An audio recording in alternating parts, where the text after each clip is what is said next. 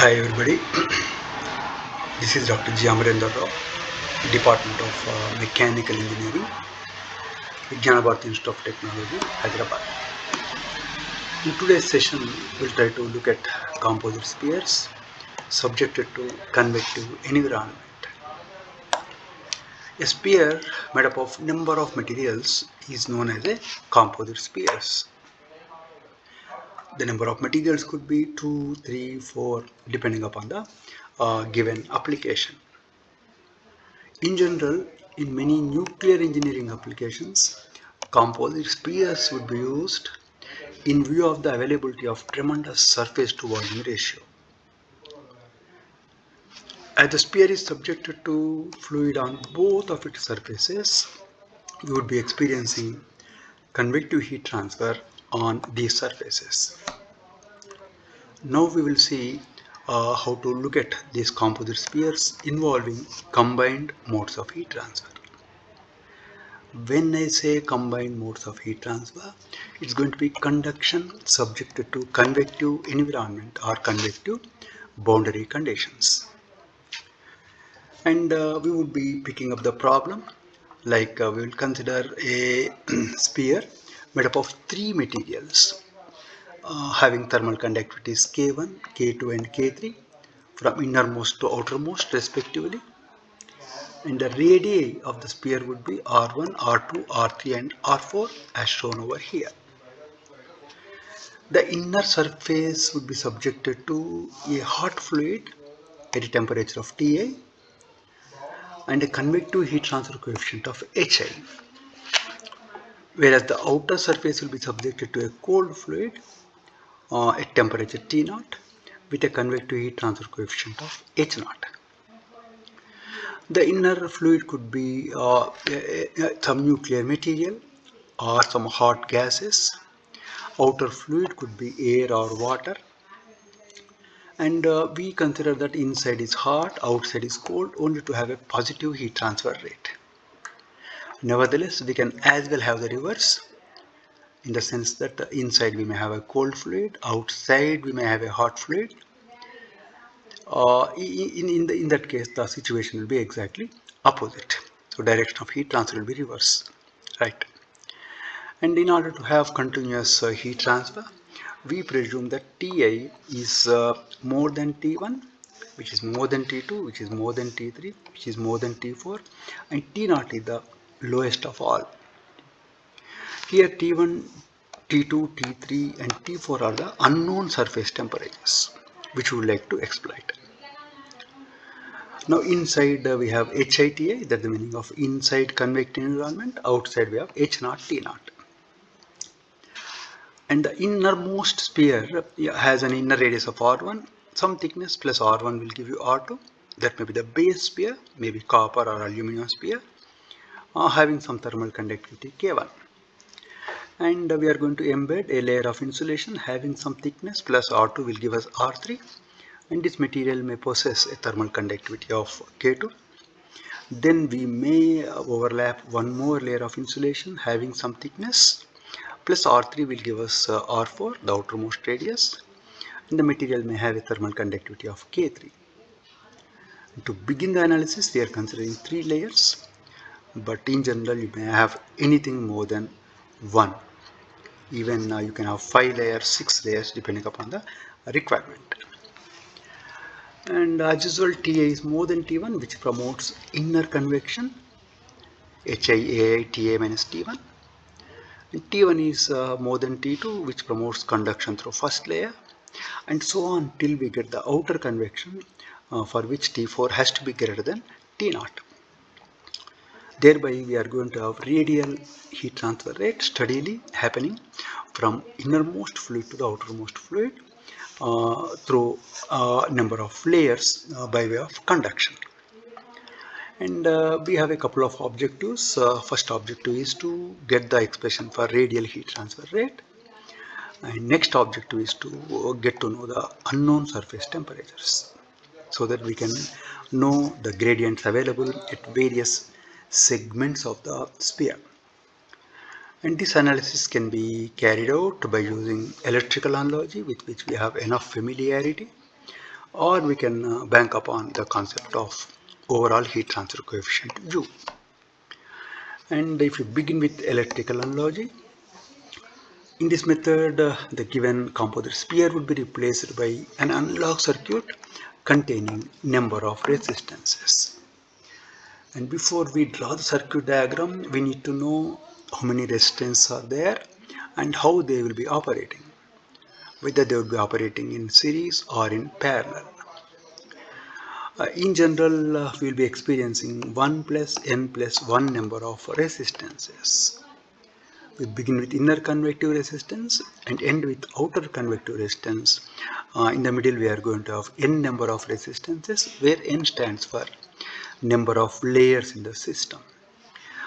In our system, n is equal to 3, therefore we will be having total 5 number of resistances.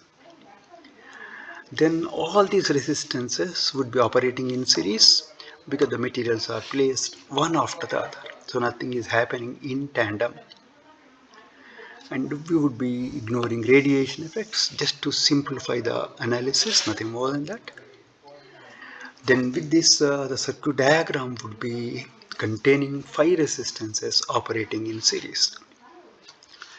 R1 will be operating between TA and T1. R1 is the inner convective resistance, which will be defining later on. R2 is running between T1 and T2. It's the conductive resistance offered by the first layer. R3 is the conductive resistance offered by the second layer, operating between T2 and T3. R4 is the conductive resistance offered by the third layer between T3 and T4. Finally, we are going to have R5, the outer convective resistance operating between T4 and T0. And all along we'll be having a steady heat transfer rate of Q right from TA to T0. Since these resistances are operating in series, we can add them together to get the equivalent thermal resistance working between TA and T0, and this overall difference we call it as delta overall, that is overall thermal potential. And if you look at the definitions of R1 through R5, R1 is given by 1 by HIA, that is 1 by HI 4 by R1 square, that is the inner surface area of the sphere, having the units of degree centigrade per watt, which we call it as inner convective resistance. Then R2 is R2 minus R1 by 4 by K1 R1 R2, which is the conductive resistance offered by the first layer. R3 is R3 minus R2 by 4 by K R2 R3, conductive resistance offered by the second layer. R4 is R4 minus R3 by 4 by K3 R3 R4, which is the conductive resistance offered by the third layer. If at all you have one more layer, the corresponding resistance would have been R5 minus R4 by 4 by K4 R4 R5, where K4 stands for thermal conductivity of the fourth layer of insulation. Then at the end we are going to have R5, that is 1 by H0 A0, that is 1 by H0 4 by R4 square, which is the outer convective resistance offered by the outermost fluid. And A0 stands for the outer surface area, the biggest, which is given by 4 by R4 square. Then R equivalent, since all the resistances are in series, R is given by the sum of the individual resistances. And we have the expressions for all the 5 resistances, and we may note that 4 pi is common everywhere. If you take it out, you are going to have R equivalent given by equation 1 containing 5 terms, beginning with inner convective term, ending with outer convective term. In the middle we are going to have 3 conductive terms. Then delta overall, as I was talking about, represents overall thermal potential, which is given by Ti minus T0. And we may note that in order to find the heat transfer rate, we don't require the intermediate temperatures. Therefore, by virtue of Ohm's law, we find Q as the ratio of overall thermal potential to equivalent resistance. Now we have equivalent resistance. When we put it back in equation 2, we are going to get the expression for radial heat transfer rate, which is given by 4 pi delta overall by 1 by HI R1 square, representing inner convective term, R2 minus R1 by K1 R1 R2, which indicates the conductive term of the first layer. Then this is a conductive term of the second layer, then conductive term of the third layer. At the end we are having outer convective term. So by using this equation, we can always estimate the radial heat transfer rate in the given composite sphere. Then in order to obtain the surface temperatures, we shall make the energy balance across each segment of the system. We realize that we are talking about steady state heat transfer, which indicates that whatever heat that is getting convected inside should be conducted in the first layer, which should go on conducting in the second layer. Because under steady state conditions, there's no room for any energy getting accumulated. So we make the energy balance across each segment of the composite sphere. That this Q has got to be Ti minus T1 by R1, that is inner convection, which is going to give us the surface temperature, inner surface temperature. This Q has got to be conduction through first layer, T1 minus T2 by R2, which is going to furnish us the intermediate temperature between first and second layers, and so on till we feel that we obtained all the four surface temperatures. That the meaning that Q is Ta minus T1 by R1, we get T1. Q is T1 minus T2 by R2, we get T2, and so on till we calculate T4. By doing so, we'll be able to unlock the unknown surface temperatures, and we'll be able to calculate the potential available at each and every segment of the composite sphere. And if at all del T overall is some 180 degrees centigrade, then we will get to know how this 180 degrees centigrade is uh, distributed. How much is Ta minus T1, how much is T1 minus T2, and so on. And we realized that the temperature profile between across the first layer between T1 and T2 is going to be your hyperbolic, rectangular hyperbolic. And the slope of this curve depends upon the material and the thickness of the first layer. So thicknesses and materials become important in knowing the slope of the hyperbolic curves. Then of course the surface temperature profiles depends upon the convective analysis. That is going to be the boundary layer calculations. So by using electrical analogy, we could able to easily calculate heat transfer rate followed by the surface temperatures. And for people who may want to go ahead only with pure mechanical concepts, then you have another option, that is the concept of overall heat transfer coefficient.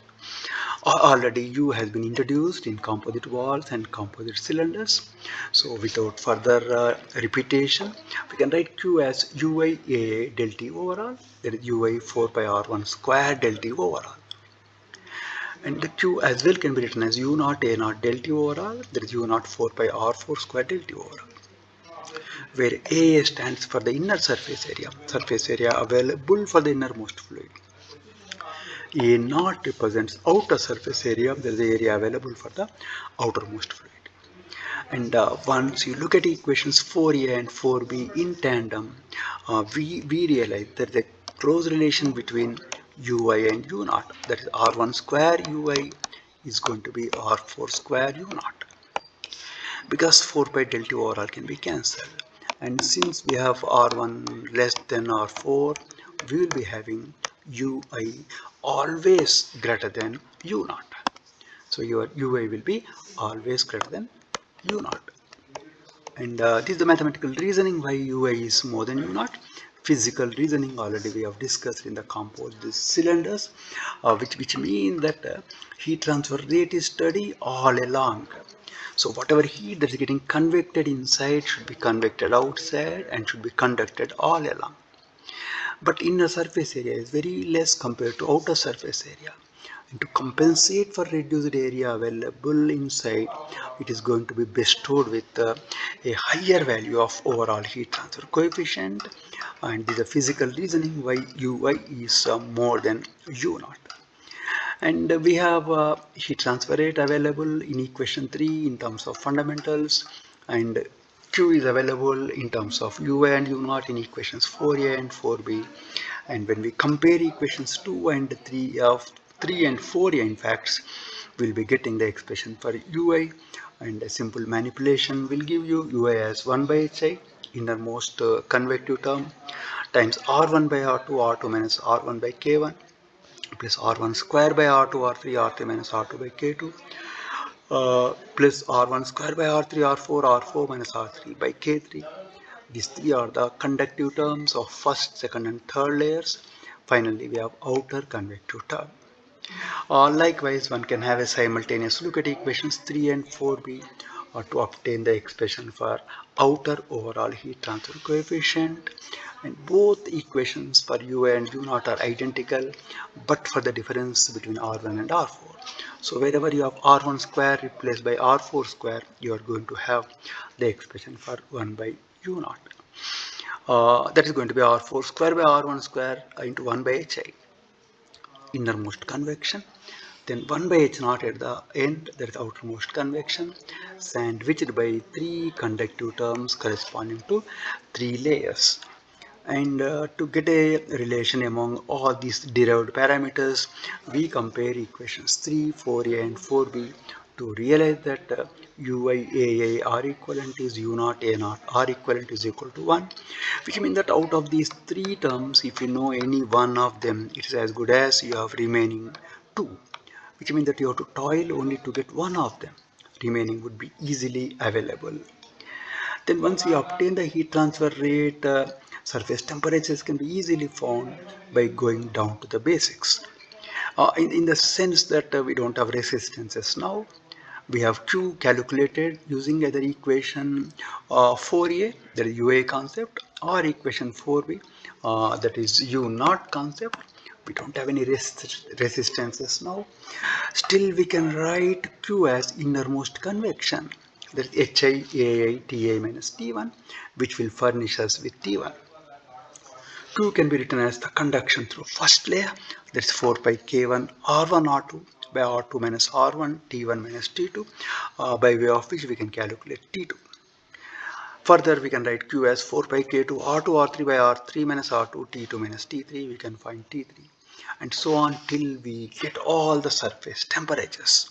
So the simple analysis of complex PS, and this derivation, this discussion would be of immense use for the students aspiring for various competitive examinations as well as preparing for their end semester examinations. So with this, we will conclude today's session. So in the next session, we'll try to look at numericals on all the composite systems.